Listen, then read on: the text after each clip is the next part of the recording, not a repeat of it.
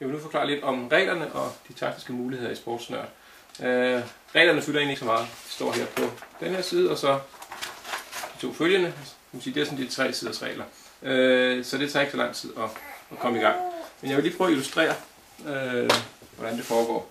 Hvis vi siger, at der er 4 spillere på bordet her, så vælger man fra start et eller andet niveau, afhængig af hvor gode spillerne er. For eksempel kunne det her være, at de følte, at de var af kategori 2, og så begynder spillerne her på det felt. Og en runde i Sportsnørd, den foregår ved, at den ene spiller, lad os sige, det kunne fx være gul spiller her, vælger et emne. Det kan være fodbold, Hago, det står for håndbold, atletik, cykling og sommer-OL, eller blandet som er alle andre sportsgrene. Men lad os sige, gul spiller her ved en del om fodbold, så han eller hun vælger fodbold.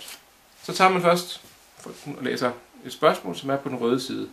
Hvor mange kampe i træk opnåede FC København at være ubesejret i Superligaen i sæsonen 2007-2008? Og hver eneste spiller prøver så at gætte på, hvor mange kampe det kunne være. Og man tager sin skriveblad. Her er den så orange spiller, og orange spiller gætter måske på 17 kampe. Man lægger så pladen på bordet, og de andre spillere har gjort det samme, og de har svaret noget forskelligt. Gul har svaret 13, orange 17. Her er der ikke en, der åbenbart ikke aner noget om fodbold, svaret 41. Og herover er en, der ikke ved så meget om FC København, og så har svaret 3. Så tager man svarbogen, og der står, at svaret står på side 84, det er 14, så man slår op på side 84, det er 14, og læser, at det rigtige svar er 12. Det vil sige, gul spiller, som har svaret 13, er kommet tættest på, og må så alene af den grund rykke et felt frem, og desuden bliver spilleren også anfører og får et anførerbind. Der. I næste omgang så vender den gule spiller, det er stadigvæk den gule spiller, og emnet er stadigvæk fodbold. Vender kortet om, så står der en kategori. I det her tilfælde spiller i den danske startopstilling i VM-kvartfinalen mod Brasilien i 1998. Og det så gælder om i de grønne runder her, eller kategorispørgsmålene der, det er, at man skal prøve at se, hvor mange man kan. Orange står først. Orange ved noget om fodbold, og vedkommende sikkert inde i sit hoved, at de 2 Laudrup-brødre var med. Så orange spiller med 2, eller byder 2 i første omgang. Grøn spiller herovre, vi ved fra før, grøn spiller ved intet om fodbold, men vil alligevel prøve at udnytte de taktiske muligheder og prøve at bluffe. Så hun byder op med 4, og lader som om, at hun kan huske den kamp. Sort spiller ved nok heller ikke så meget om fodbold, men han opgiver, og så siger han pas, så han er ude af det. Gul spiller ved en del. Gul spiller regner så måske frem til, at han eller hun kan 5 spillere. Så er det oranges tur. Orange bød lige før 2, men så er det spørgsmål, om orange kan gå over de 5. Så jeg tænker lidt, kan måske godt, byder sig 6. Grøn spiller, hun tør ikke længere være med, hun siger pas. Og gul spiller er anfører. Gul spiller har derfor mulighed for at overtage meldingen på 6. De andre protesterer lidt, men gul spiller siger alligevel 6.